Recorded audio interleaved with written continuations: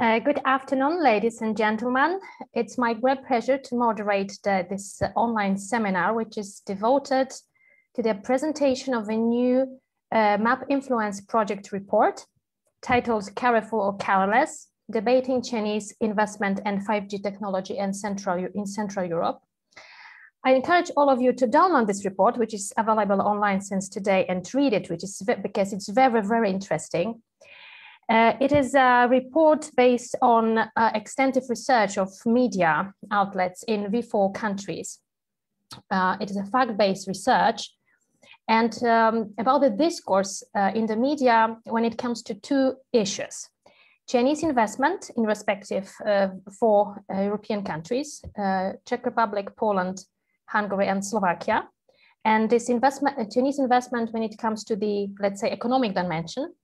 And the second topic is about Chinese involvement in the 5G networks buildup as a security dimension. When you look at this report, you may find the sentiments and the tones on the media coverage neutral, positive, or negative. Also agenda setters, people who framed the discourse, also some topics and subtopics, and the evolution of the media coverage in the recent years. To be frank, it is the second this kind of report, because in 2018, MapInfluence also prepared a report. At that time, it was about media discourse about China, generally speaking. This time about these two topics. So this is the topic of today's our seminar. Before we start the presentation of the details of this report and the main findings of the report, let me say a few words about the structure of this event, because I would like to divide the seminar into two parts. The first one about the report, but the second one, I would like to take this opportunity that we have with us excellent experts on China, who knows everything on China, but also our speakers are focusing on bilateral relations between their respective countries and China, and also to talk a little bit about the recent developments in bilateral relations between V4 countries and China, focusing mostly on the last year and current year, because there are many new changes, especially when it comes to China's diplomacy. We have China's war warrior diplomacy, we have mass diplomacy, vaccine diplomacy, new developments within 17, probably now 16+1. So this is the structure of this event. And of course, I encourage all of you, the audience, if you have any questions, any comments during the presentation, during the first part, during the second part, please post your comments on Facebook. Then the questions will be transferred to me, that I could address the questions and comments to our speakers. Before we start discuss the content of the report, I would like to pass the floor to Ivana Karaskova, who is a founder and project leader of MapInfluence and China Observers in Central and Eastern Europe projects, and research fellow and Association for International Affairs in Czech Republic, to give us the introduction of give us short introduction about the MapInfluence project, but also about the report, why you decided to prepare this report. And also, I think it would be very interesting if you could give us a few words about the methodology that were used in this report. So I will now pass the floor to Ivana, and after Ivana's presentation, we will go directly to the presentation of the report's finding. Ivana, the floor is yours. Thank you very much, Justina, for your kind words. I'm not quite sure whether I can say a few words about methodology. I definitely can say a lot about methodology, but I will try to, for the sake of time, to be very brief and to just give some outline. And if there is an interest from the audience, I would elaborate a little bit more. Good afternoon, ladies and gentlemen who are watching us live. Few words about MapInfluence. Well, we have been around since 2017, when we realized that China has been quite active in the region of Central Europe. While the country-based expertise, of course, existed even 4 years ago and a year before that, and we do have some fantastic sinologists here in Central Europe, back then we seldom exchanged information on China's activities. And we did not do definitely comparative research. So MapInfluence is unique in this respect because we do have colleagues in all Visegrad countries. Actually, half of the team is sitting here right now. We are in close contact talking about China nearly every day. And out of these discussions, we conceive ideas for joint research. What we already did, as Justina just said, we mapped already media coverage of China between 2010 and mid-2017, in case of Poland, actually mid-2018. And through this very first project, we actually proved that when Chinese company invested into local media, and it doesn't matter how big the stake was, whether it was a minor stake or it was a major stake actually, the tone of the reporting and the focus of those media outlets which were invested into shifted considerably. So those media outlets started to report on China only in a positive manner. All negative, but also neutral coverage basically disappeared from those media outlets. And this led us to thinking about ways how to protect media from foreign hostile influence. And we have been active in this area ever since, not only as China researchers, but also as advocates for free media and independent media.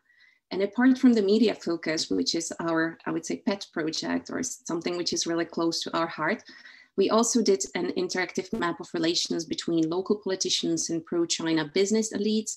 We did mapping of 30 years of debates in the Czech and Hungarian parliaments, coming into broader conclusions of how government and how opposition political parties have approached China in these two countries.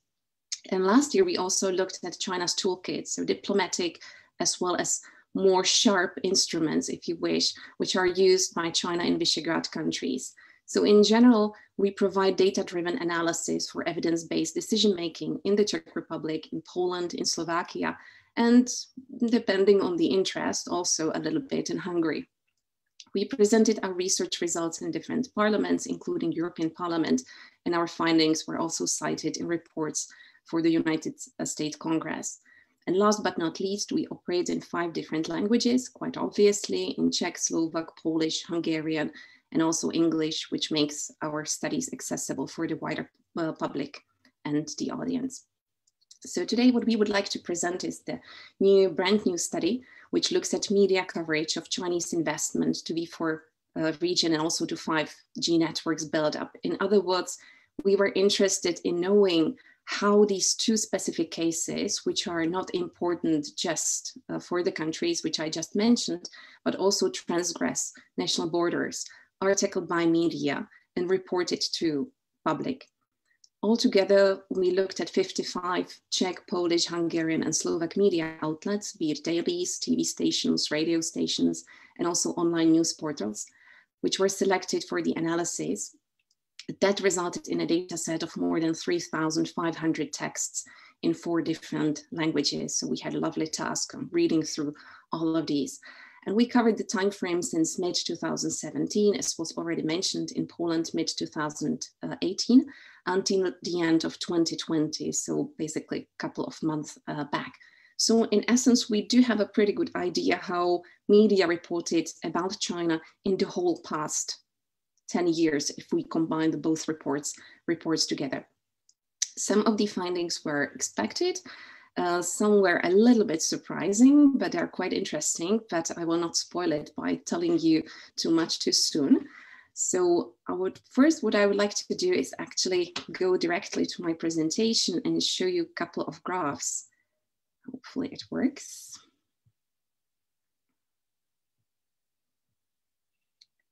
Because as is often said, sometimes the picture is better than 100 words. So here I'm sharing with you the data on the Czech results of the media mapping.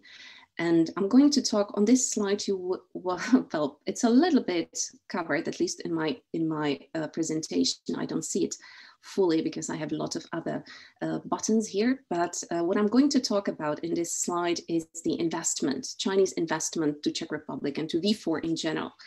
So our analysis in Czech Republic was based on 15 media outlets, combining 3 dailies, 3 TV stations, 3 radio stations, and 5 new portals. And these were based on popularity of media. So we checked basically who is watching, or how many people are watching, listening to, or reading those media.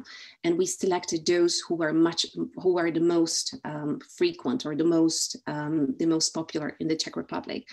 And we added also TV Barandov, because TV Barandov is quite an interesting outlet, which in previous studies showed that this is exactly the outlet where the Chinese company CFC invested into, and which turned totally positive on China after the day one of the investment. So we wanted to also check for the distortions, what happened with TV Barandov after we left it from our site. So the research results are quite straightforward. When you look at the first graph, which shows the lines or evolution of coverage of Chinese investment issue, you do see 3 spikes, and these are connected mostly to domestic affairs. The first one is connected to CEFC, to the company which came to the Czech Republic in 2015, made it its headquarters, acquired a couple of assets, but in 2018, it actually turned out that the company was allegedly based on a Ponzi scheme. So the whole scandal erupted in 2018, and that was quite logically picked up by the local media. The second spike is connected to the investigation of CEFC in Czech Republic, and also its chairman Ye Jianming in China. And the third spike is connected to Mr. Zeman's trip to China and to his referral or refusal to attend 17+1 summit in January 2020. So all of these 3 spikes are actually domestically or driven by domestic affairs to some extent. You do also see that the issue actually faded, especially after 2018, 2019. One of the reasons, of course, is coronavirus, which shifted attention of everyone to, let's say, much more interesting topics. The coverage, and that's the second graph, the coverage is actually mostly neutral, or was mostly neutral, by 81% neutral, with just 2% of all texts positive and about 17 really negative. And these were connected to Chinese operations abroad, activities abroad, like debt traps and so on. TV Barandov, that's my favorite one, was quite interesting because it started as a very positive outlet on Chinese investment. And then in about September 2018, it started to turn quite negative. And that was connected to, of course, Mr. Zeman's or President Zeman's statements. All in all, I would like to say that the debate was quite flat. The third graph, or the word cloud, actually shows the topics which were covered by media. And apart from obvious investment to Czechia and Zeman's visit to China and Ye Jianming investigation, CFC, and the other company which came to rescue it, CITIC, there was not so much of interest, I would say, by journalists to actually dig deeper, do specific investigations on Chinese business practices, or even on Ye Jianming as a persona, because he's quite an interesting person with a lot of speculation about who he actually is or was. Perhaps past tense is better. When we compare it to the 5G issue, that's the second topic we were interested in, it's quite interesting again, because it seems that it is really internationalized issue. Some of the spikes were connected to 5G tools, the project or the paper of the EU guidelines of the EU, how to deal with 5G issue, or the visit of Mike Pompeo in Czech Republic and so on. But the biggest spike actually is connected to the warning which was issued by the National Cyber and Information Security Agency, so-called NUKIP, in December 2018. And this debate was even much more technical. It was by 91% neutral, 3% positive, 6% negative. But what was interesting in those positive articles were those ones which were directly paid for by Huawei. So since October 2020, the Nexus, one of the online portals which we mapped, carried articles which were sponsored by Huawei, and these were of course positive. And Huawei has been sponsoring articles ever since on a regular basis. So that's quite an interesting theme or thing to actually watch. The positive sentiment was also connected to TV Barandov. Once again, no surprise here. Regarding the agenda setters, and here comes an interesting finding, I would say. In comparison to other V4 countries, so Poland, Slovakia, and Hungary, Czech discourse has a more, I would say, influential institutional players, agenda setters. NÚKIB's role, as well as the role of Czech counterintelligence agency, BIS, is an interesting one because these warnings of these two agencies were frequently downplayed by President Zeman, and the 5G debate is thus intertwined with NÚKIB's ability to resist political pressure and maintain its credibility. Because hold the debate, and that's the spike in 2018 continuing 2019, the whole debate really rests on this one original warning from the year 2018. And the discourse didn't dig deeper, didn't come up with some kind of really elaborated arguments or very mature debate about the 5G issue. On the contrary, the debate is really flat and very technical, and gives an impression that this is a very specific issue which should be left to politicians, which should be left to experts. So what to make out of this? And I'm trying to wrap up here. First of all, both the discourses on Chinese investment as well as 5G networks were very neutral. And that might be an advantage, you would say, that, well, the discourses are not showing any kind of extreme positions. But on the other hand, as I said, both discourses were really, really flat. And we are heading towards a risk that the debate can be very easily stirred in either direction. Because once again, the debate is kind of left to politicians, a very handful of politicians actually, to decide and to lead. So the debate on investment also is not a result of a discussion with very elaborate arguments, for example, dealing with areas where Chinese investment would be welcome and where it may pose security risk. It's more the question of whether China offered enough, whether China invested enough, less than the question of in which areas we may actually want China to invest. It's quite okay to say that we don't want China to invest at all, but it should be based on some kind of arguments and realistic assessment of the situation.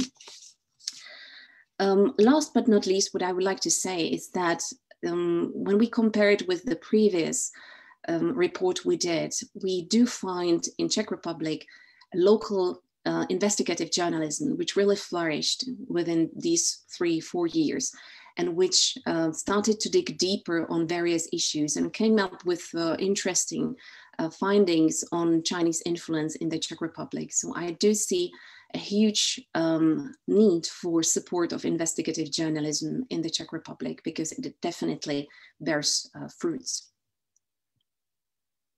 And I will stop sharing. Hopefully I made it within the five minutes which were allocated for me, which was very drastic. Thank you, Ivana, very, very much for two tasks. The presentation of the MapInfluence project, and generally speaking about this report, and your contribution when it comes to Czech Republic. I have a question because, to be honest, I prepared during your presentation the first one that you have already answered, because I wanted to ask about the comparison with the previous report. But because you have already answered this question, I would like to ask about this, because you mentioned that this debate within Czech media about Chinese investment in 5G is pretty flat, and that this debate could go in two directions. So I'd like to ask about this two specific media outlets. I mean about TV Barandov and this, as I understand, the portal Deník. As the first one is influenced by Chinese investment, if I understand correctly, and the second one presents some kind of sponsored advertorial, sponsored by Huawei, some advertorials. So I'd like to ask about your assessment about the possibilities that these two media outlets may have could have more impact on Czech society, Because for me, some kind of contradictions that Czech politics is becoming, let's say, pretty tough on China, but on the one hand, on the other hand, you have some media that are to some extent where that Chinese are involved in this media outlet. So how could you predict the future about this kind of media China-linked media in Czech Republic? It's a fascinating question. I think we will have to go towards perhaps start a little bit more broadly, how China actually approaches the local audience in V4 countries. And it's not true just for the Czech Republic, so I may extrapolate it a little bit to the whole region. And the thing is that traditionally, China has been using the top-down approach. So dealing with political elites, dealing with economic elites. And that's quite logical because it stems from its own experience with how China is ruled, how politics actually is conducted, and that's the fact that the local population is not that much interesting or that much important. But recently, what China started to do, at least since the protests in Hong Kong in 2019, is that it started to borrow elements of influence practices from Russia. And for Russia, traditionally, it's the other way around. It's the bottom-up approach, which is much more interesting and much more used by Russian influence operations. So the thing is that you inject narratives to the local population, and then once the narrative actually lives, then it's picked up by a local politician who wants to appease the electorate. And quite interesting, what we have seen since 2019 is a combination of these two efforts. So China still is targeting political and economic elites, and it has finances, it has offers, it has a sex appeal of the big market in China. But on the other hand, it's also trying to influence the local population via various means, including sponsoring articles and so on. So if I have to predict future, which is a really bad thing to do, because then the probability that you are right is very, very slim. But I will go there anyway. I don't care. So if I have to predict future, I do think that what China will try to do is to invest in bettering of its image much more. So it started already with Deník and Deník, also sorry, Deník Ceza. And it started to invest into that. And it's trying on a, I would say, small scale, which so far has not been traced by almost anyone except for weirdos who like to sit and read through weird media, as we did during the media coverage analysis. So I do think that this is just a testing balloon, trying to see what happens if you make flows those narratives around. And you're absolutely right. We are heading for election in October this year. Anything can happen. We can have quite radical parties in the parliament. We may have the governing party ANO actually relying on those extreme voices. And that may be quite an interesting way for the Chinese influence to operate. On the other hand, well, it's difficult to predict the result of the elections because it's still many months to go. We can also end up with the government, which would be very China skeptical. Pirates are China skeptical. ODS, a portion of ODS are China skeptical. The same goes for Top 09, Christian Democrats, and so on. So the future is difficult to predict, but what I can definitely predict is that Chinese influence tactic is definitely not going to cease. It's not going to disappear from this region, and China will try both approaches for quite some time. Thanks, Ivana. To be frank, I think that what you said at the end of your presentation, that there is a need for the investigative journalists is really needed, especially that Czech Republic has this China-linked media, which are, as I understand, could be more active, for example, during the elections. Thanks a lot, Ivana. So now I would like to pass the floor to Alicja Bacholska. She's a China analyst at Asia Research Center, War Studies University in Warsaw, in Poland. And Alicja is also a PhD candidate at the Polish Academy of Social Sciences, Graduate School for Social Research. And Alicja is author of the Polish part of the report. So Alicja, the floor is yours. Please tell us about your chapter and about the findings when it comes to Poland. Thank you very much, Justyna. I will just start sharing my screen. Okay, here we go. Does it work? Perfect. Okay, so when it comes to the Polish data set, we have chosen a number of media outlets a little bit differently than in the Czech case because of some difficulties with access to, for example, TV and radio stations. But we have chosen the most opinion-forming outlets, dailies, and also the most opinion-forming internet portals. And some of them are representative of a more liberal or left-leaning political spectrum, while others are more conservative. So in this way, we have hoped at bringing you the most complete image of the Polish media landscape when it comes to these two topics of 5G and Chinese investments. So when it comes to 5G, because what you can now see on the screen is actually our graphs visualizing the data on 5G. We have coded in total 452 pieces. And as you can see from the graph, the media's interest in the issue peaked in 2019. And there are a couple of reasons for that. First of all, 2019 was the year when the alleged Chinese spy was arrested in Warsaw in January 2019, which obviously brought a lot of interest to the topic of 5G and Huawei, because the Chinese national was also one of the regional directors of Huawei for Poland and the whole region. But also 2019 was the year when Donald Trump's containment policy towards China accelerated a lot, and also Meng Wanzhou was arrested in Canada in late 2018.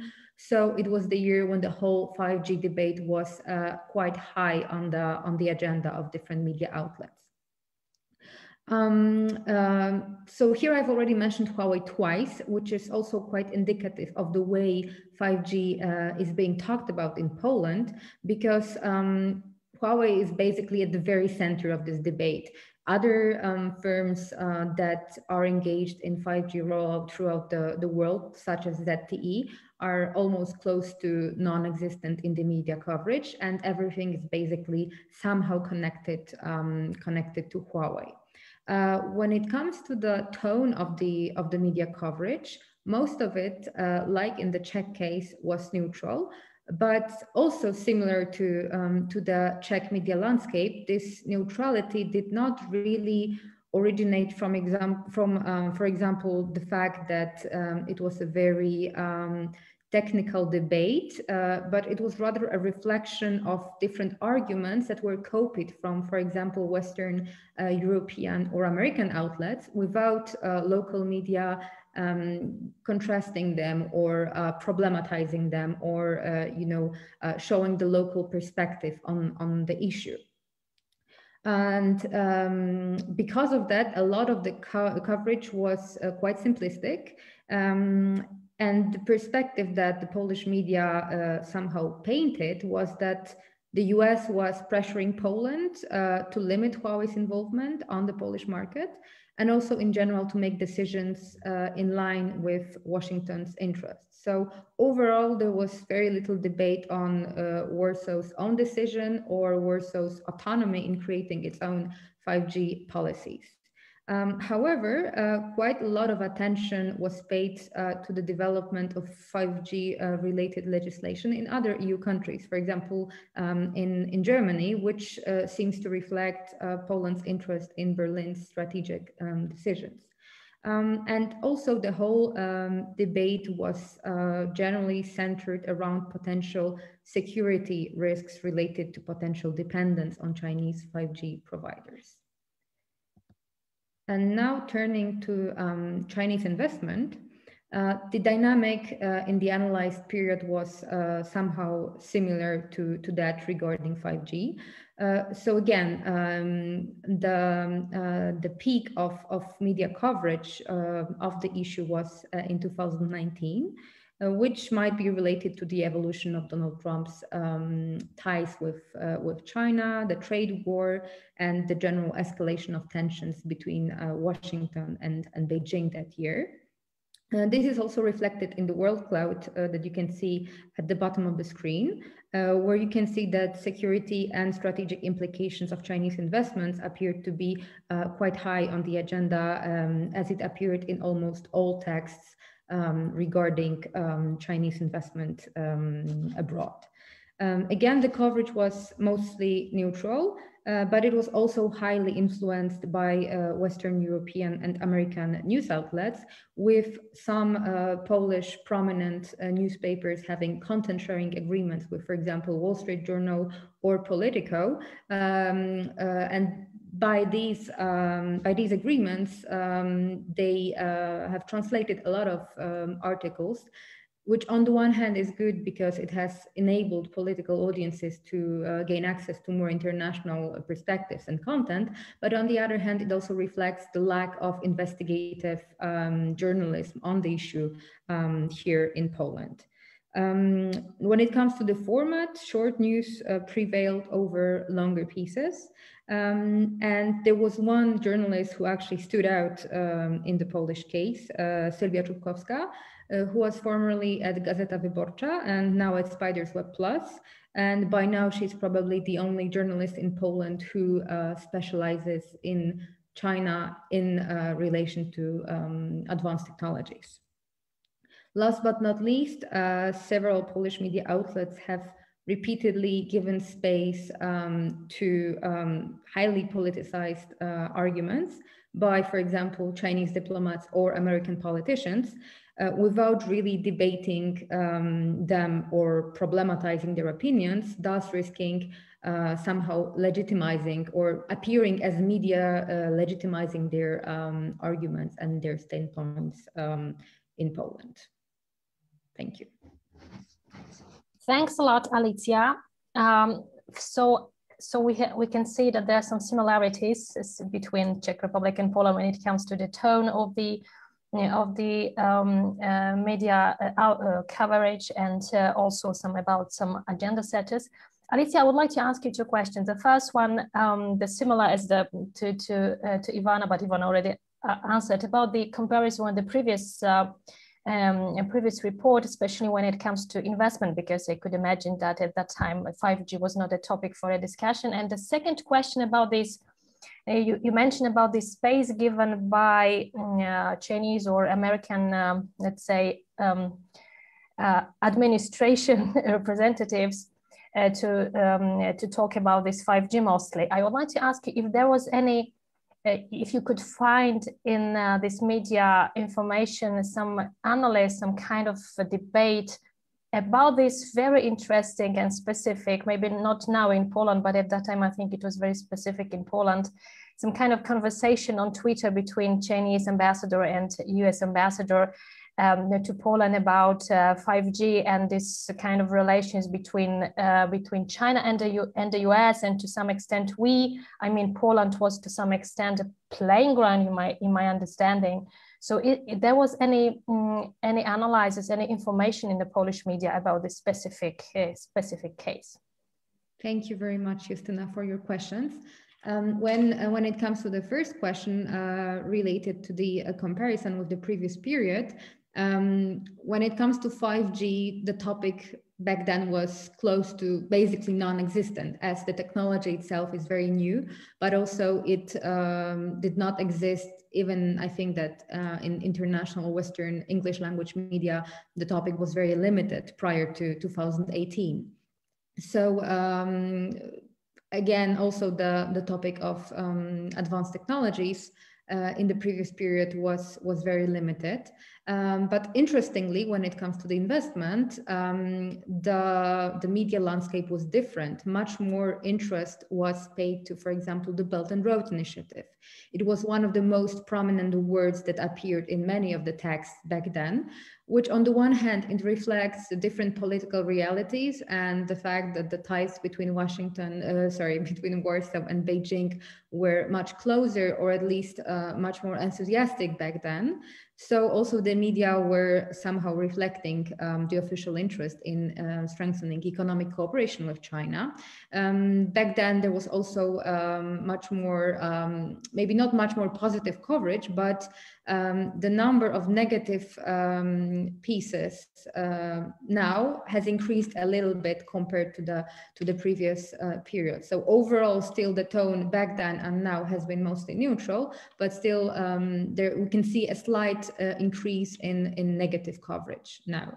And as for the second question, I think that what is quite interesting is that Onet portal, one of the biggest news portals in Poland, it has served as a platform for both the American voices of, for example, the ambassador, Mrs. Mosbacher. She was actually the first one to start this op-ed debate regarding, for example, China's role at the beginning of the pandemic. Then the Chinese ambassador responded, and this kind of a debate continued for some time. But then also some Onet journalists wrote pieces where they summarized the whole evolution of this debate. So it made me think, I might be wrong, but to a certain degree, I was wondering why Onet has chosen to become the platform for this kind of a debate. But then by seeing some pieces that were summarizing these previous opinions and op-eds, it made me think about Onet actually being willing to somehow boost its own attractiveness by giving the floor to very, very radical opinions on different sides of the spectrum. But apart from that, when it comes to Huawei, we've also seen some pieces that they were not explicitly sponsored by Huawei, but they were framed as being written in cooperation with Huawei. So we don't really know what it means. One of these pieces was about Seeds for the Future, the competition organized by Huawei in cooperation with different technical universities in Poland. And it did appear as a piece written officially in cooperation with Huawei.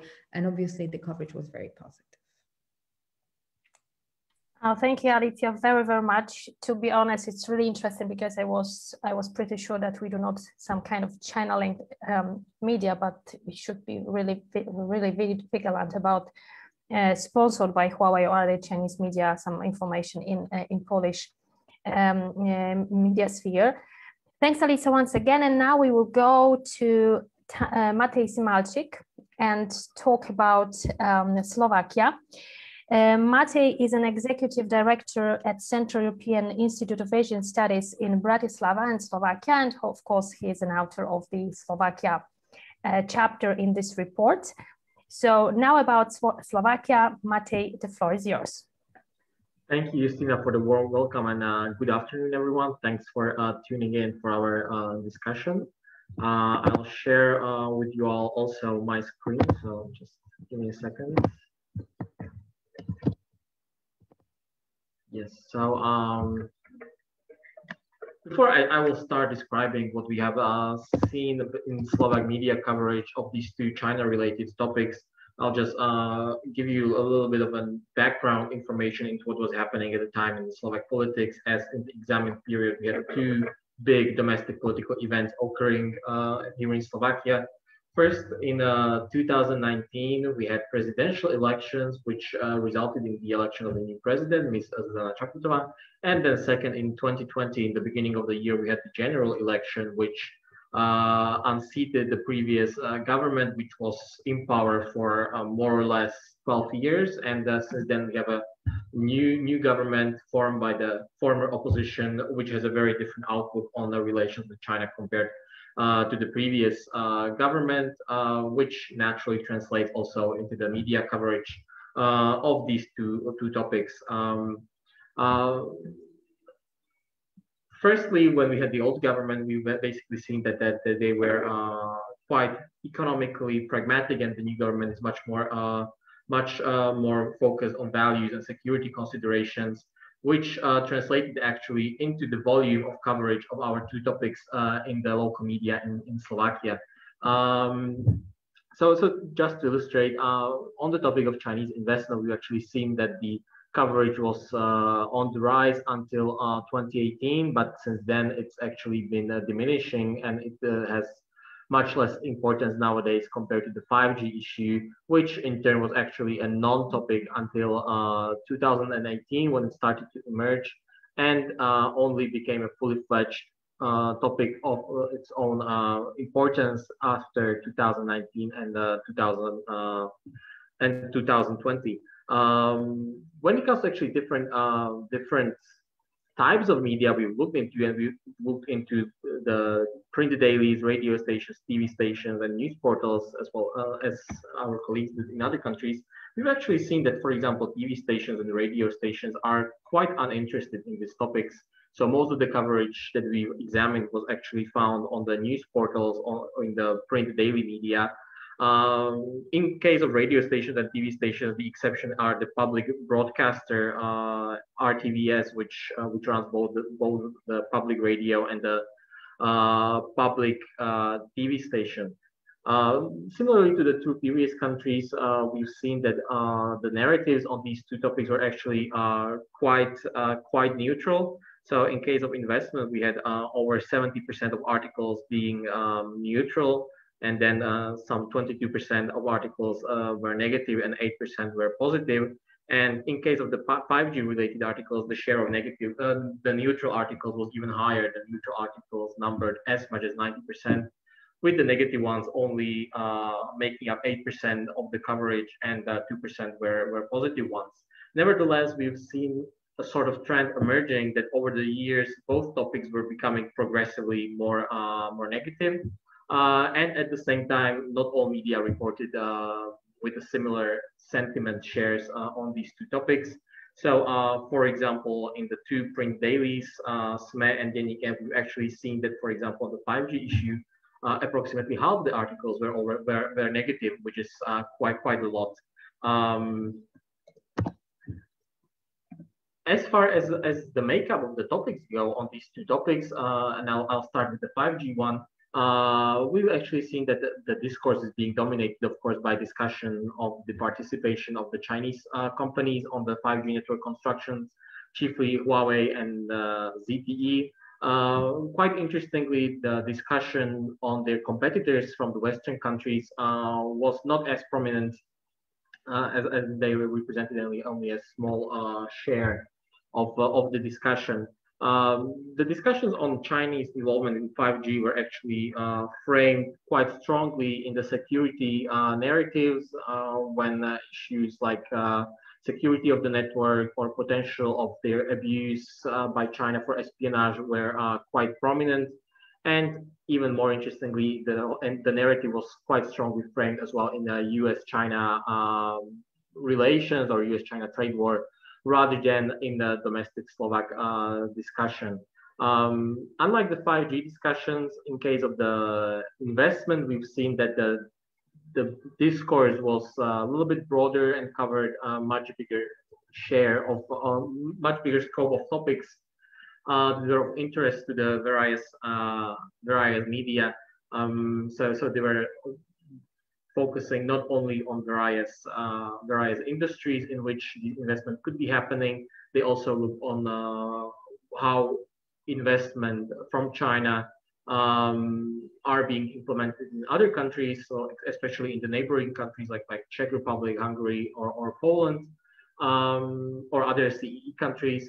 But they also evaluated what this means for how this investment drive from China, or potential for an investment drive from China, converts into Chinese political strategy towards the region and the entire EU. As far as agenda setters go, our research actually revealed that there's quite a big lack of Slovak voices being present in the discussions on China, especially in the discussions on the 5G. where only some 20% of quotes made by various analysts or politicians were coming from people from Slovakia, actually. And much of the discourse was framed by actors from other countries like the US, China, UK, Germany, or Czech Republic. Similar situation could be found also in the discussion on investment. Although there the role of Slovak voices was much higher, amounting to approximately 40%, but still other countries, people from other countries featured quite prominently, which actually highlights the problem that Slovakia is facing in the lack of domestic education on China-related political developments at Slovak universities. Also, our research found that the local press agencies play quite a prominent role in how the discourse is shaped. So even though we looked into 12 different media, overall we could see that 25% of articles on investment and 37% of articles on 5G were actually just reprints from articles prepared by various press agencies, especially the public press agency TASR. It was especially prominent in case of the online media, as the case of Deník SME has shown that its online version featured quite a lot of articles from press agencies, resulting in a much more neutral coverage of the two topics compared to the articles found in the print edition of the day of the newspaper, where we actually could not find any articles from the press agency. All of them were articles prepared in-house by the members of the newsroom, and there we've seen that the voice of the articles was much more critical. Thank you, Matej, very much for your presentation. So once again, we have a neutral tone of the media coverage, this time in Slovakia. I have two questions. The first similar as in previous cases about some comparisons with the previous research. And the second question is because you mentioned that when it comes to the media outlets and articles or TV programs or radio programs that you screened, that there is a kind of a debate. There was a debate about these other countries, other V4 countries, and Chinese investment, Chinese engagement in those countries. I would like to ask about the tone of these articles, about some kind of some recommendations. Do you see that there is a kind of influence about China's engagement in other V4 countries when it comes to the discourse in Slovakia about Chinese engagement when it comes to investment, but also the 5G issue? So comparing this research to the previous one, of course, similarly to what Alicia said, 5G was not an issue in the previous years, which we actually seen also in this research, because in the first year that we covered, 5G was still not a topic here in Slovakia, and it only started emerging only slowly after 2018.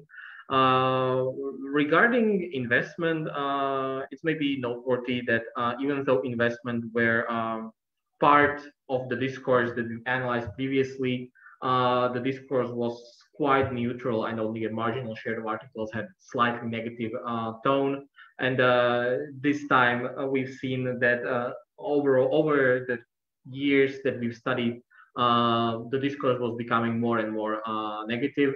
It also confirmed the trend that we've seen in the past of the role of the press agencies as important, let's say, vectors for how the discourse is shaped in Slovakia, which actually could be problematic in the future, because of these press agencies typically offer also paid-for services where companies can pay for space and put their press releases there, for example.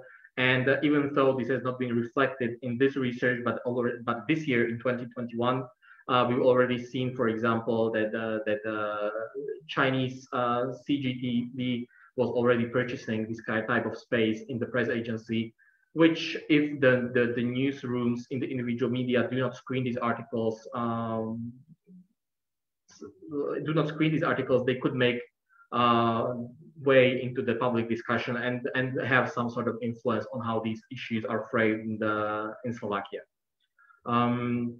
Regarding your second question, like comparing how these discussions of Chinese investment were framed when they were discussed in relation to Slovakia or the other countries, actually we've seen that the discourse actually quite mimics these other countries in question. So, for example, discussion of Chinese investment in the Czech Republic was more negative than the discussion of Chinese investment in Slovakia.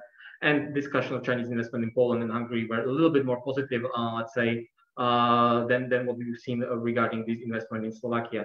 Also, within Slovakia, we could see that the sentiment was a little bit different based on the area where the purported investment was supposed to be happening. So, for example, discussions about investment in the eastern part of Slovakia, which is less developed compared to the West, tended to have a more positive outlook than the overall discussion on investment. Thanks a lot, Matti, for the answer to my questions and for the presentation. And now we will go to Hungary. And we have with us Tamás Matura, who is an assistant professor at Corvinus University of Budapest and the founding president of the Central and East European Center for Asian Studies. And of course, Tamás is the author of the Hungarian part of the report. Tamás, the floor is yours. Thank you, Justine. It's a pleasure to be with you. Let me share my screen. Yeah, I think there we go. So when it comes to my short briefing on the Hungarian situation, let me revolve around three major questions and three major topics. First of all, I would like to share some thoughts on the general media landscape and some general findings in the case of the Hungarian situation. And then I will jump on the question of investment issues and finally on the 5G issue. So first of all, when it comes to the media landscape in Hungary, I think it's utmost important to understand that in Hungary, the media landscape is highly concentrated. It means that according to international briefings and reports, around 467 media outlets are controlled by a foundation considered to be close to the Hungarian government. So it means that in Hungary, most of the regional or local media outlets are technically controlled by people close to the government, what splits the Hungarian media landscape or media outlets into two major groups, one very close to the government or actually controlled by the government, like the national media broadcaster, and some remaining opposition or independent media outlets. Now, it was a quite surprising revelation to all of us that compared to our previous research, in which we focused on the general coverage in China between the year of 2010 and mid-2017, in the past few years, the situation hasn't really changed too much in Hungary. So it is still true that pro-government media is still, it still tries to depict China in a more positive way, or China-related news, to be more precise, are a little bit more positive. Meanwhile, opposition or independent media is a way more critical towards China itself and towards the China policy of the Hungarian government. However, there is a very important detail here, that is the pro-government media in Hungary barely or seldom portrays China itself in a positive tone. What the pro-government media is doing and has been doing in the past few years is actually that it portrays the pro-China policies of the Hungarian government in a very positive tone. I know that the difference may seem a little bit, small, or it doesn't look like a major difference, but there is a difference. And the reason is probably, as we can speculate, is that the pro-government media, people working over there, are inherently, conservative, right-wing people, anti-communist people, and so on and so forth. So I believe that many of them may have to confront their own ideology and their own values and their own thoughts about China. So it might be very hard to people like them to praise China itself. So they do not praise China itself. We can barely read about how fantastic the Chinese system is or how magnificent leader Xi Jinping is in Hungarian pro-government media outlets. There are a few occasions, but it's not, you know, a typical way to depict China in the Hungarian pro-government media. However, what they do is that they actually praise the pro-China policies of the Hungarian government. They emphasize that opening to the East policy is good for Hungary, that working together with China is good for Hungary, that close relationship to China is good for Hungary. And of course, despite the fact that China itself is seldomly praised in the pro-government media in Hungary, the average reader may, at the very end of the day, may easily develop the idea that, okay, if relationship to China is good for Hungary, then, you know, at the very end of the day, China itself is good. So according to other researchers and public opinion surveys, now it's clear that voters and supporters of the government in Hungary tend to have a more positive picture of China, what is quite surprising given the fact that 10 years ago, voters of the ruling party used to be the more anti-Chinese people in this country. So a U-turn has happened in their way of thinking about China, and the pro-government media has played a pivotal role in that U-turn or in that turnaround. When it comes to investment issues in particular, what we see over here, that the coverage is mostly driven by political events. So if you look at the top right graph on the screen right now, what we see over here is that there were 3 spikes in the coverage on Chinese investment in Hungary, one in mid-2017, one in late 2018, early 2019, and the last one in mid-2019. And these 3 events were actually the Budapest summit of the 17+1, the China Import and Investment Expo, what was organized in Shanghai in late 2019, and finally the second Belt and Road Forum, what took place in China. And what makes these 3 spikes even higher or bigger is a very interesting phenomenon that pro-government media in Hungary artificially inflate the number of coverage covering all of these topics. What do I mean by that? It's very simple. Non-pro-governmental media, so independent or opposition media, they do cover topics like that, like the Belt and Road Forum or the Budapest Summit, of course. But they do publish 1 or 2 articles in a sequence of days on the topic.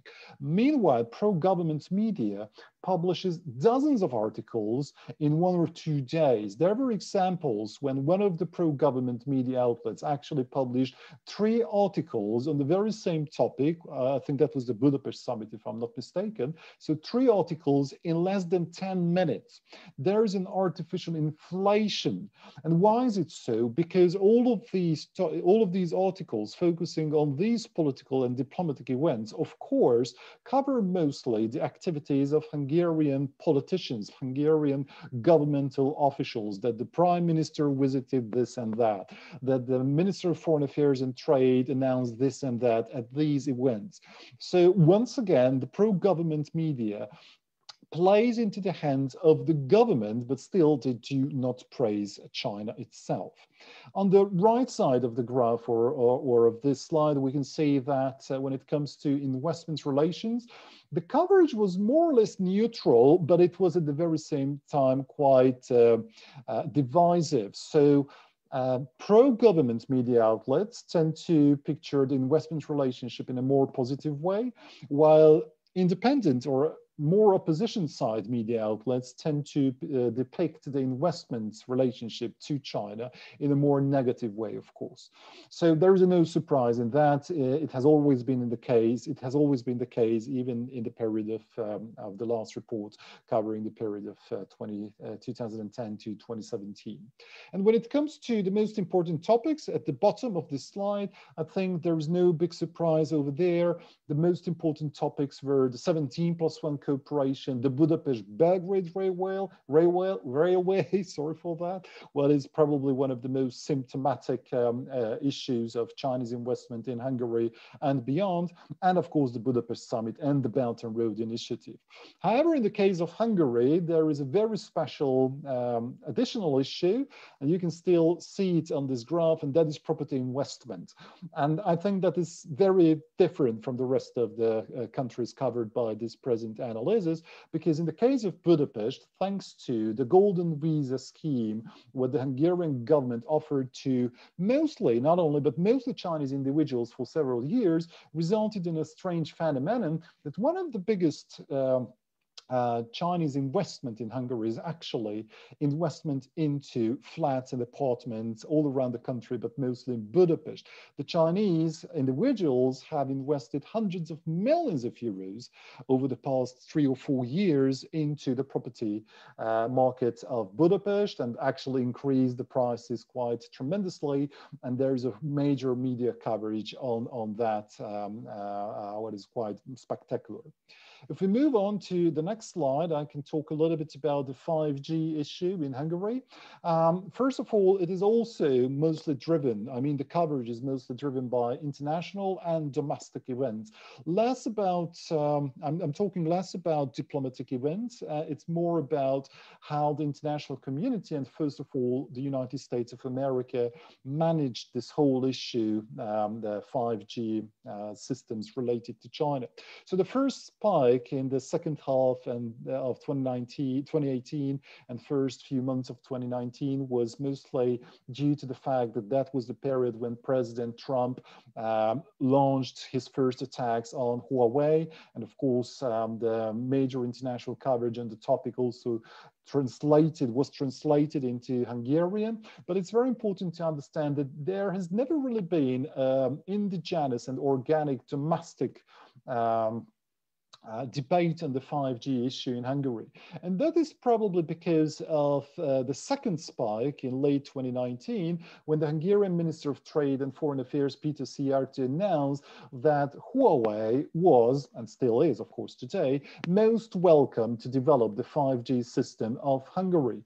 So despite all the pressure coming from the US and from Western Europe, the Hungarian government was adamant and did not bow to all of these requirements or requests coming from Washington, and Hungary is still open for business for Huawei, and therefore the second spike was quite prominent on this graph, and also therefore consequently the domestic debate about the topic was more or less futile, since the government decided that Hungary is open to Huawei's investment into the Hungarian 5G network. And at last but not least, the third spike was about the announcement of the opening of research and development center of Huawei in Budapest, what actually meant that the Hungarian government not only refused to obey any kind of requests coming from Washington, but actually doubled down on the issue and invited the R&D center of Huawei to Budapest. When it comes to the 5G issue, that topic is not dominated by pro-government media. Actually, in the past year and a half, governmental media started to decrease the number of coverage on the 5G issue. One can only speculate that this is because the government, the Hungarian government, announced that that Huawei will be included in the 5G network of Hungary. Therefore, consequently, the governmental media tried to, a little bit decrease the coverage on that and to hide the issue to a certain extent. Still, the debate, as you can see on the top right side of this slide, the debate was quite neutral. There were some negative coverage, there was some positive coverage, but probably due to the very technical nature of the issue, the overwhelming majority of the coverage was absolutely neutral. Both governmental and independent media outlets try to introduce both the bright side and the dark side of a potential Chinese investment in the 5G network, but seemingly it was mostly the journalists who tried to shape the narrative, and journalists are journalists and not experts on data transfers and cybersecurity, so they simply in most cases translated international media coverage and tried to offer a quite balanced view. And last but not least, if you look at the bottom of the current slide, I think it tells the whole story that Huawei dominated the whole coverage of 5G issues in Hungary. It was the most dominant story. All media outlets were revolving around Huawei as a topic. Of course, the US and 5G infrastructure was also covered extensively. And the reason for the prominent size of the United Kingdom over there was that for some reason, probably it was a period when no other major events happened, but for some reason the Hungarian media covered UK, not sanctions, but the UK's decision to exclude Huawei from its 5G network. And by 2020, after the third spike, actually in the second half of 2020, for quite obvious reasons, the coverage started to decline quite gradually and quite swiftly because of the coronavirus crisis in the second half of 2020, and in 2021, of course, COVID-19 was the most important topic to be covered by the Hungarian media. So I think that's all about the Hungarian side, and if there is a chance to answer some questions, I'm happy to do so. Thank you. Thank you, Thomas, for your fascinating presentation about Hungary. There are so many topics you covered.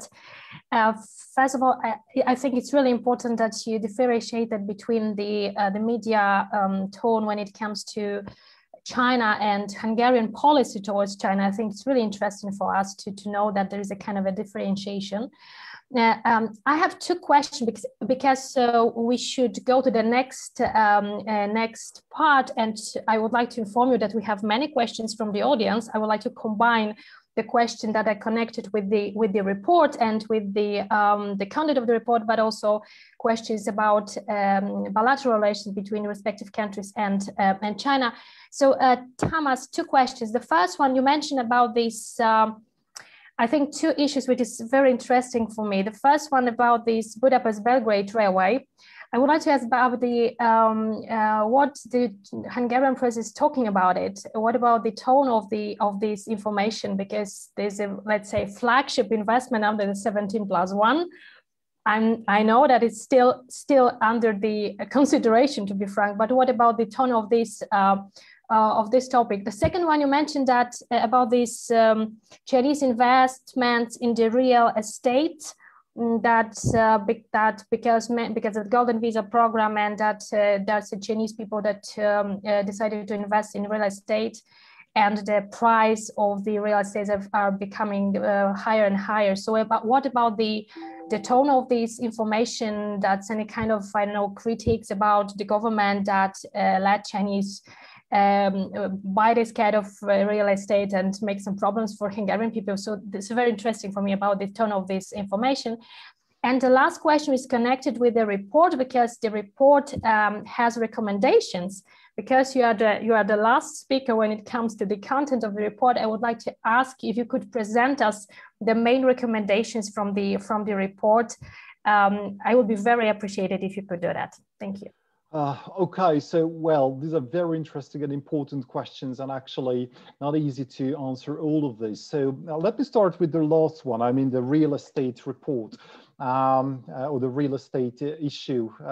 Actually, the coverage about that is quite neutral. So most of the media coverage about the real estate issue, I think depicts it like kind of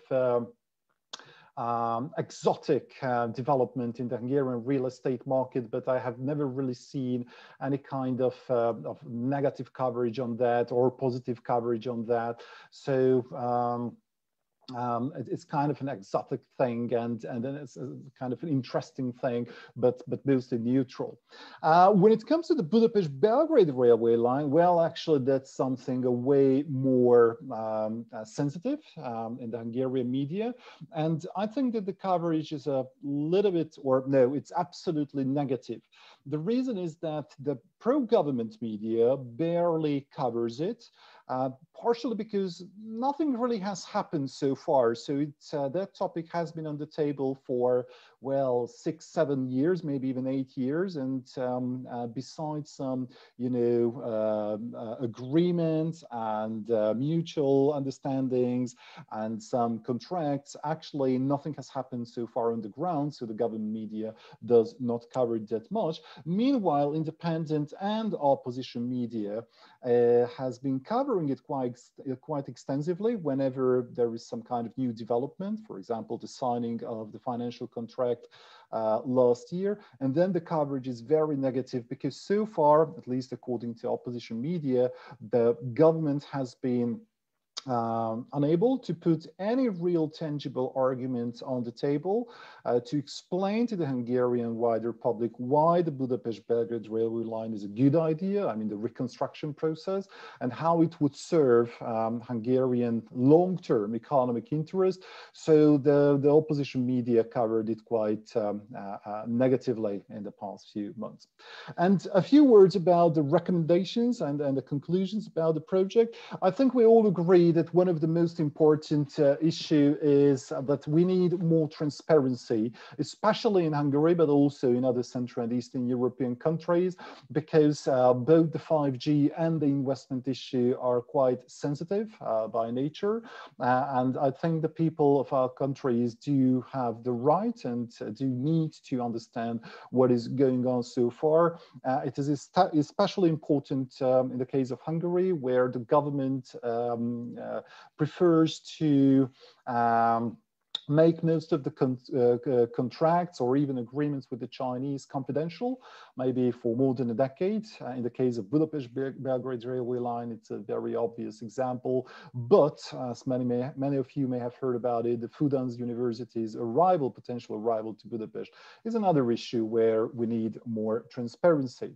Another issue is that the media discourse in most of the countries has been focusing mostly on materialistic issues, materialistic considerations, how much money has been invested by China in Central Europe, how much trade we can conduct with China. Meanwhile, values need to return to the agenda, and we have to talk about values. There are some differences between the Visegrad 4 countries. For example, in the Czech Republic, values have always been on the agenda, and I think I'm quite jealous actually to look at the Czech society, where there has always been a debate about it, and where a lot of people have been vocal about the importance of values.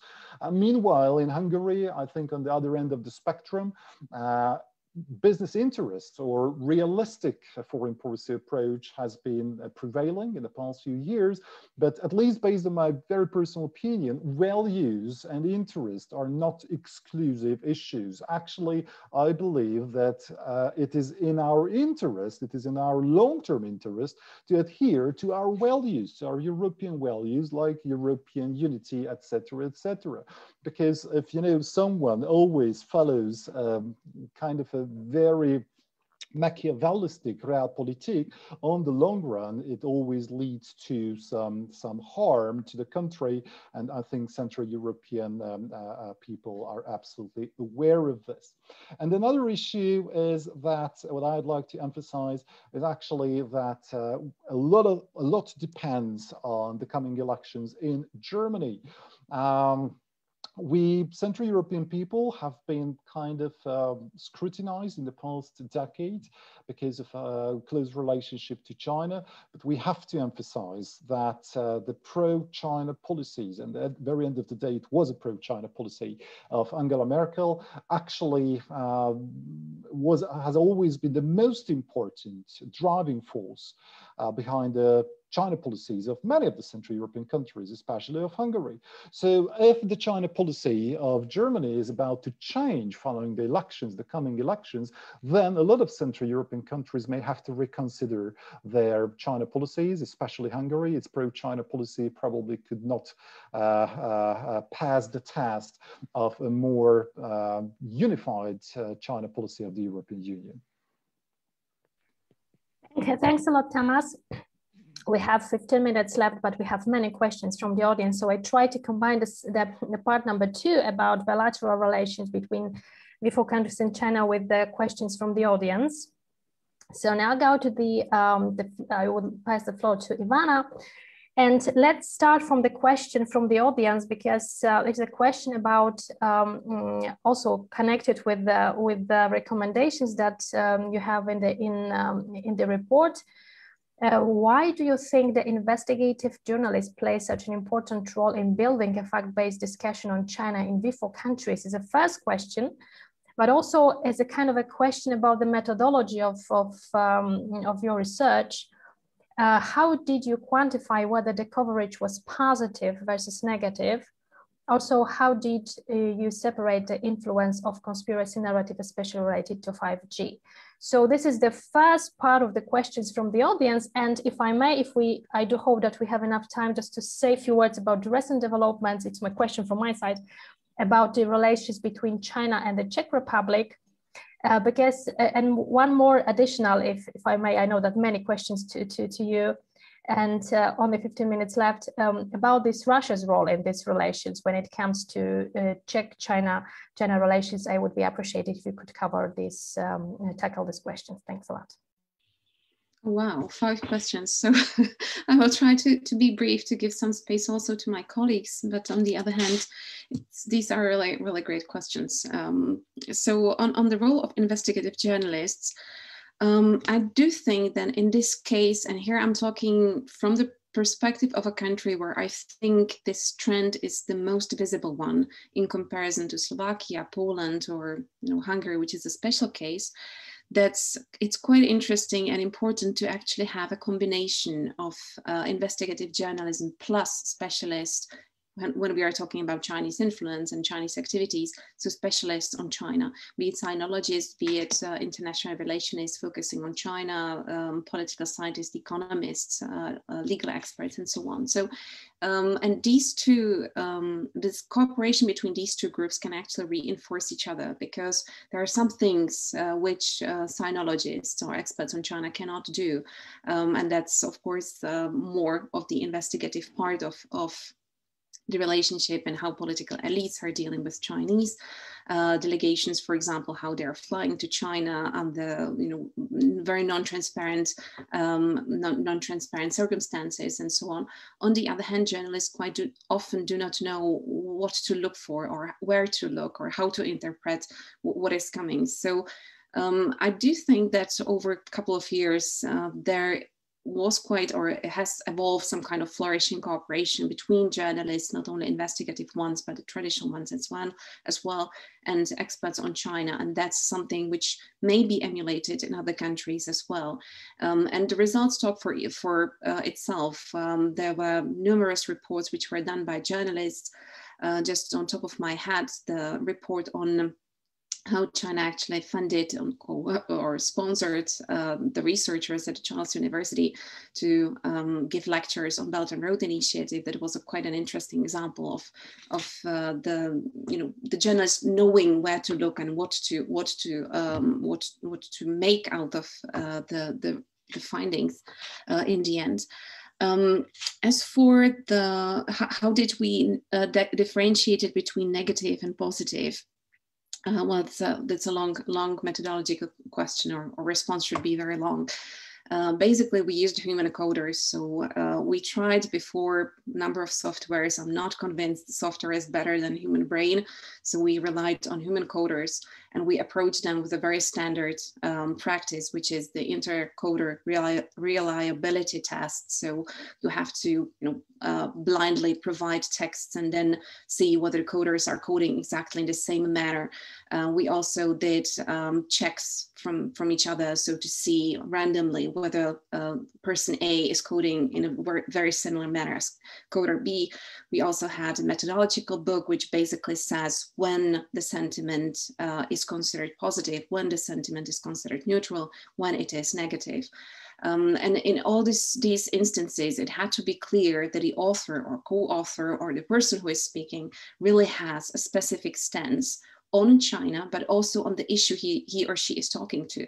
So when we are coding, for example, Chinese investment, we were not interested on what this person is saying about Chinese concentration camps. So this was not affecting the code of the article. We are basically specifically interested in what the author or co-author or cited person is saying about the issue of Chinese investment.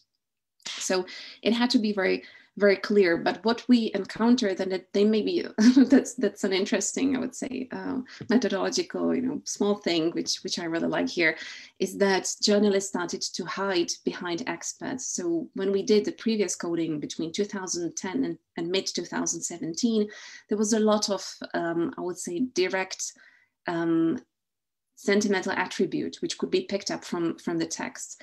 Now you had an expert saying it in quotes, that China is this and that, or Chinese investment is this and that, but the whole overall tone of the article remained neutral. So we were basically dealing with this as well, whether we should model the whole sentiment of the article based on the quote or based on what is the overall tone of the article. And we decided to basically go for the overall tone. That was the impact we thought that this is making actually on the audience. As for the question on conspiracy, we coded mostly mainstream media, and in mainstream media, we didn't find what would be like the direct definition of conspiracy theory floating around. But on the other hand, we also do have a Russia team within MapInfluence project, and we are going to look for fringe media outlets and alternative media outlets, and we will be looking at Chinese propaganda, which is found in pro-Kremlin media outlets. So here I'm much more positive. We will encounter conspiracy theories. Last but not least, the question on the recent development of China, Czech-China relations. Well, to cut this long story short, basically Czech Republic since 1989 was one of the most skeptical, if not the most skeptical country in Europe on China. Then we had a swing in 2012, 2013, so-called restart, which was executed by the leftist government and together with the president Zeman. But then when China didn't deliver, and with the whole fiasco of CEFC and also the absolutely non-transparent, strange way how the whole restart was done, then the pendulum started to go back towards being much more skeptical of China. And media, I have to say, never bought this narrative that China is some kind of economic savior or even political inspiration for the Czech Republic. So they were basically continuing in being the watchdog and basically questioning whether this actually has some kind of substance, this kind of narrative on profitability coming from China. Last but not least, you asked about the Russia-China nexus. Well, once again, fascinating question. I would argue here that Czechs in general, probably, if I can generalize here, know much more about Russia than we do know about China. So China, the narrative about China is, I wouldn't argue realistic, but let's say it's not checked by or triangulated with personal experience, unlike the historical experience and sometimes even the personal experience we have with Russia. So Chinese narratives are not finding that good ground here, because China also doesn't know how to approach Central and Eastern European countries. It doesn't have the tradition of dealing with us. It doesn't understand the language. There is still the socio-economic, social language barriers present. But China is learning, and unfortunately, it's learning from Russia. And it's getting much, much better. And unlike Russia, it has financial resources. It has artificial intelligence, bots, trolls. It can employ. So I'm not very optimistic here. I think that we are heading for a major headache with Russia and China cooperating. And I'm really looking forward to what we will find when we do this next project on Sino or Chinese propaganda found in pro-Kremlin media. Thank you, Ivana, very, very much. So we have 7 minutes. Wow. So I have to now pass the floor to Alicja, because of course I want to ask you about the recent developments in Poland-China relations, because it was really interesting recently looking at what is going on this between China and Poland. We have a telephone conversation between President Duda and President Xi Jinping. The president attended the 17+1 online summit. So this to some extent is a kind of a signals of warming up between two countries. But I'd like to ask you also about the recent, let's say, debate about possibilities to get Chinese vaccines by Poland, because it was one of the topic during the conversation between Xi Jinping and President Duda. But I would like to combine this question with a question from the audience, because it's very similar to the topic, to the question about Poland-China relations. Let me read the question. Recently, we have seen a lot of stress from China on its relationship with Poland, with a lot of high-level contacts, as I mentioned about this telephone conversation and President Duda's presence at the 17+ summit. Do you think China is trying to use Poland as a new pillar of its approach towards CEE countries? And can this be successful, for example, in influencing also other CEE countries' views on cooperation with China within the 17+1 format? So Alicja, please be very brief. Thank you very much. So in a nutshell, I would say that from the very beginning of the pandemic, Polish policy towards China has been marked by quite a high degree of, let's say, wavering. And although in the recent couple of years, Warsaw has been growing much more skeptical towards unconditional cooperation with China, at the very onset of the pandemic, there were many signals coming from the Polish government, especially from the presidential office, that Poland was very much willing to cooperate with China. Polish president, as Justyna mentioned, appealed to Xi Jinping to secure Chinese deliveries of equipment such as medical masks and other sanitary products. And those were actually, as in many other cases already documented throughout the world, these were commercial transactions with a few donations, but obviously these kind of fueled China's mask diplomacy.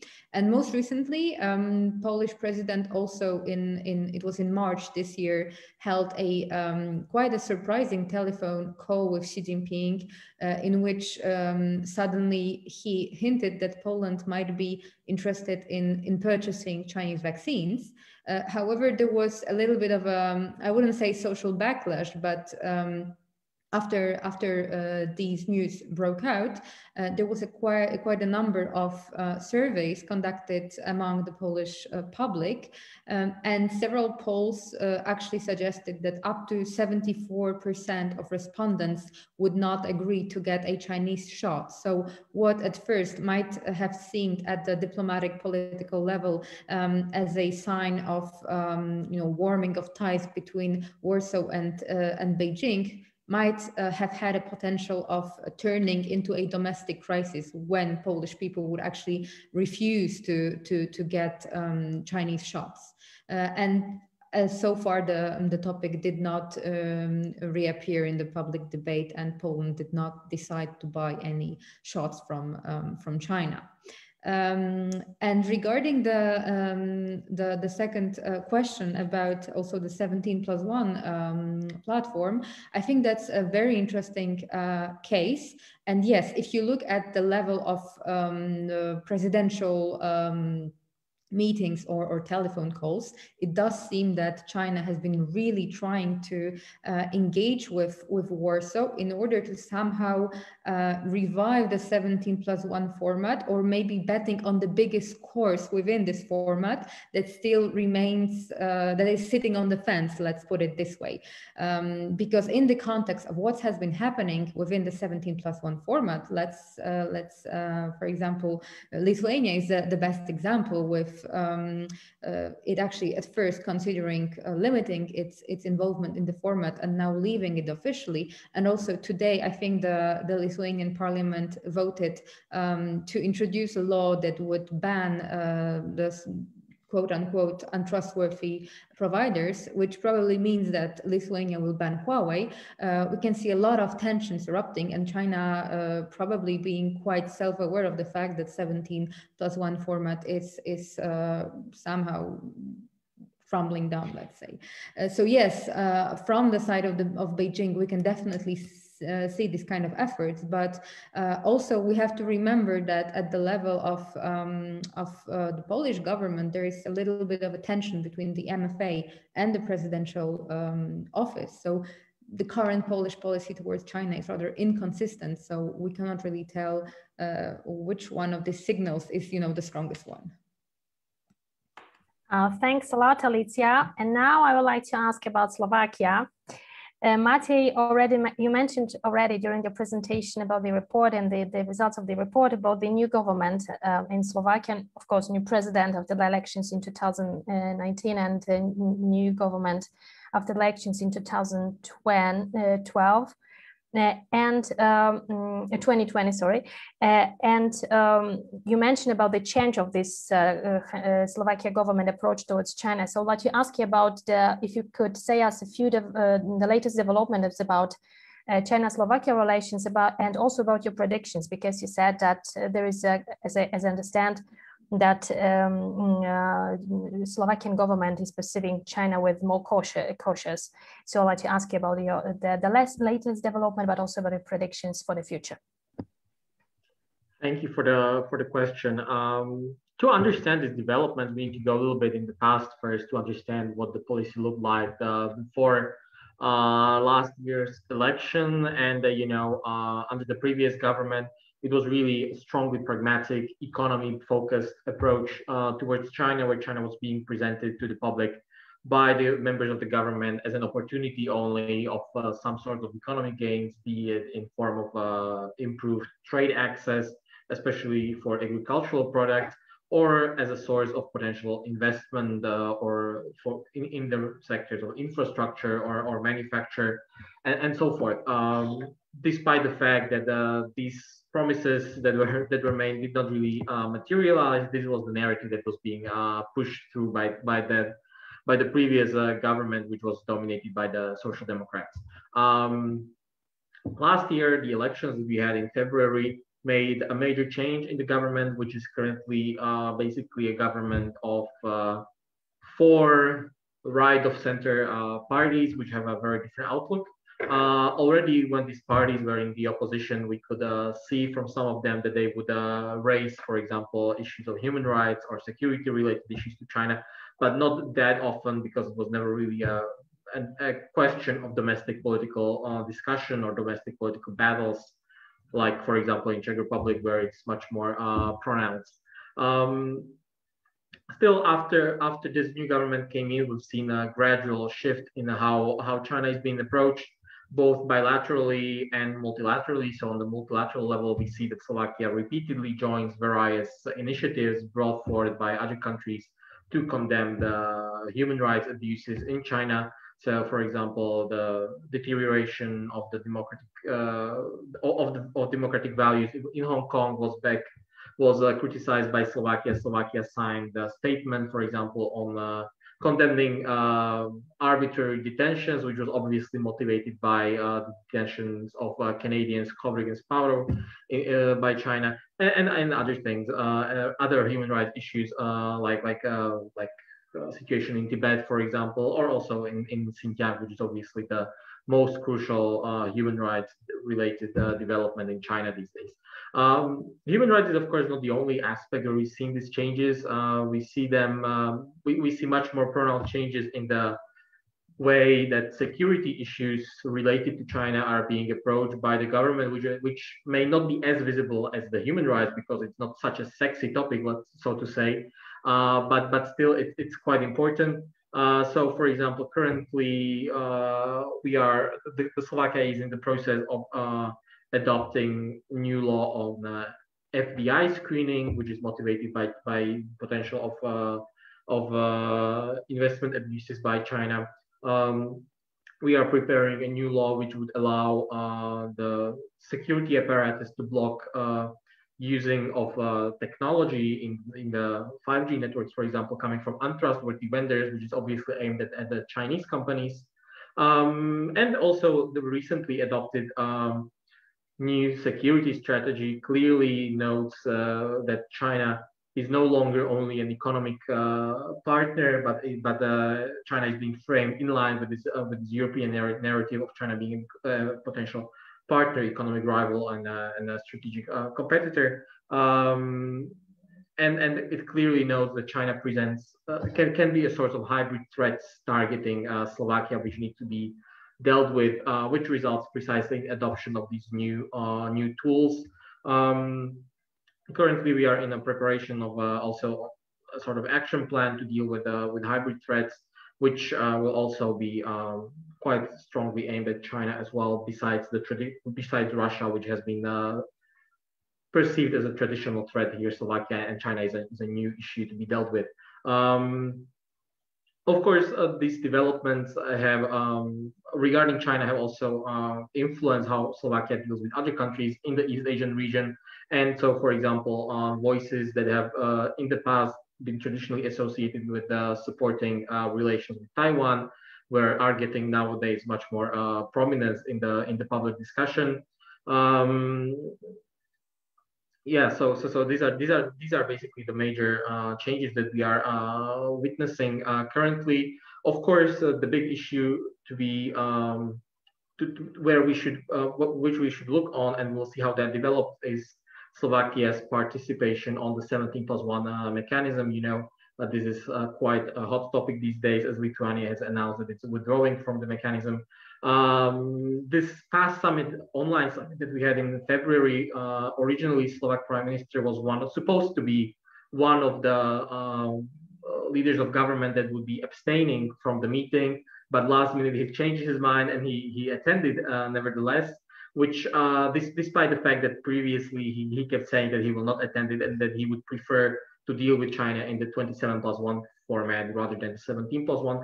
Still, for whatever reason, which we do not know, he changed his mind and participated on the meeting, which shows that maybe this resolution on dealing with China in a much more value-based approach is not as strong just yet. We are still finding our footing, or the government is still finding its own footing in this policy.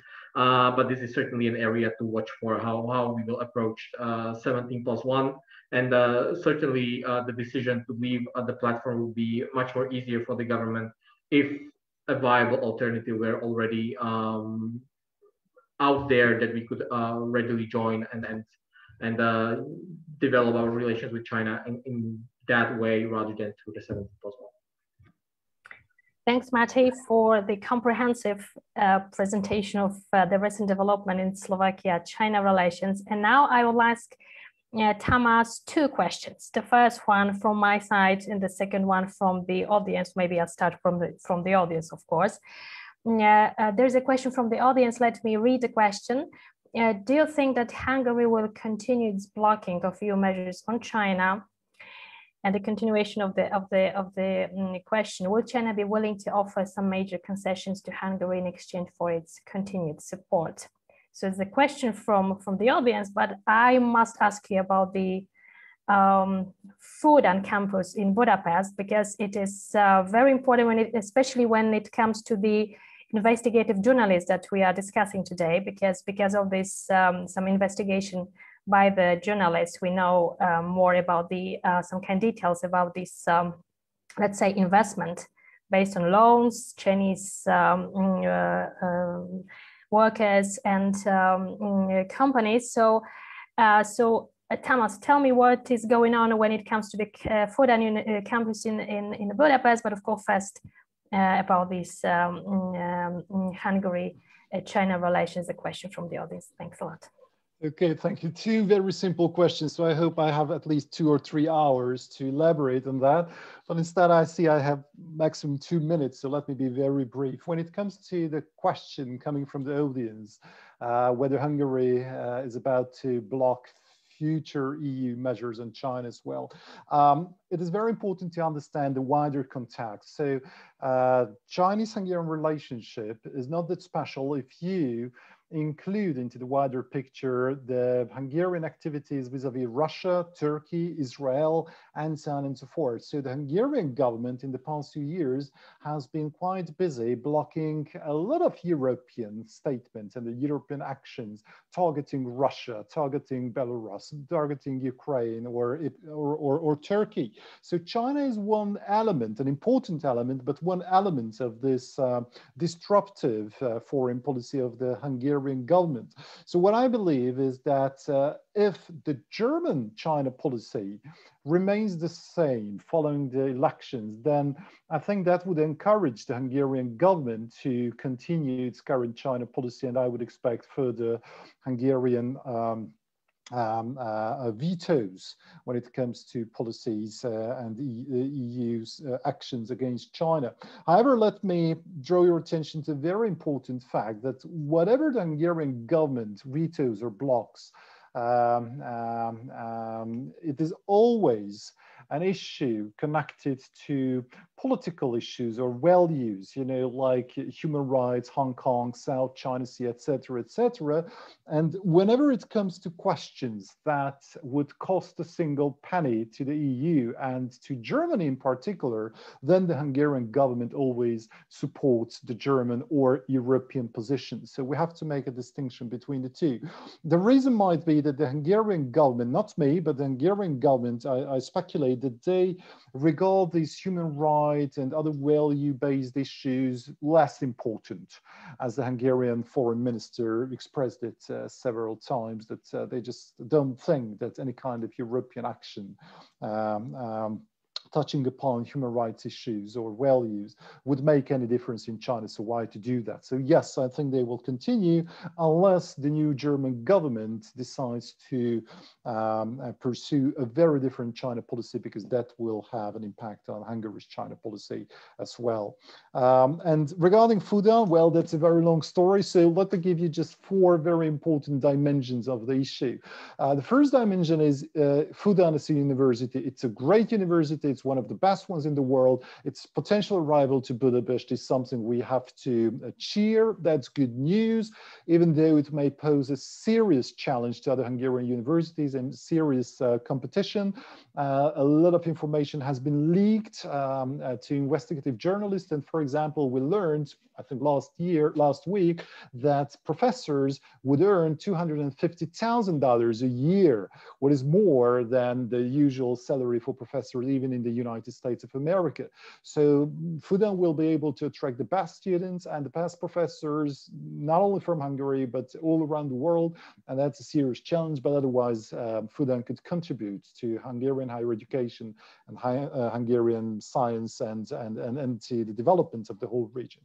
The second dimension is Fudan as a security threat, as a potential spying hub. I don't agree with those accusations. I don't think the Chinese would need Fudan to deploy spies to Hungary and Central Europe. We have the biggest Chinese community in the region for 30 years. We have a lot of Chinese companies, banks, etc., etc. Fudan would not dare to do that.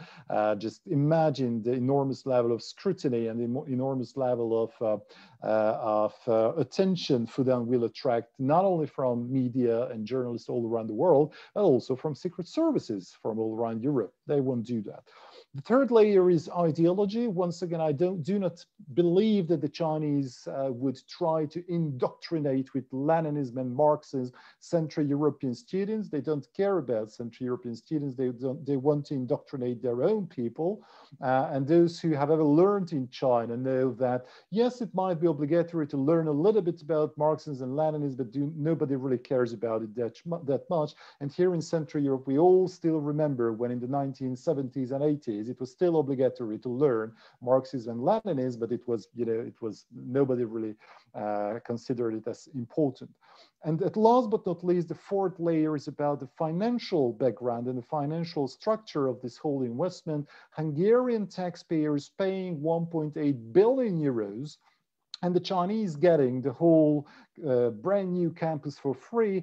That is scandalous, that is unparalleled, that is something people have to pay attention to, because that's something very odd, very strange, and I can only speculate about the real reasons behind that. Thanks a lot, Thomas. Fascinating topic, so we must conclude. So I would like to say thank you very much to all the speakers. It was really fascinating discussion. And then I will pass the floor to Ivana for her final words and a few words about the future of the MapInfluence project. Ivana, the floor is yours. Thank you very much. I think I will be very brief because lots of that was already said, and we can sit here for another hours and even disagreeing among each other on various things, which is enormous fun. But I don't think that this is viable for, and I wouldn't like to stay to stand between you and your dinner. So I will be really brief. If you like what you heard, or if you dislike what you heard, but you would like to learn more, look at our website, look at www.MapInfluence, the way how you hear that, mapinfluence.eu. We also have Twitter account where we basically where we post everything which is new, so feel free to follow us there as well, and I will be quite happy to meet you, hopefully in person, not virtually, in one of the other events we are going to organize this year. Thank you.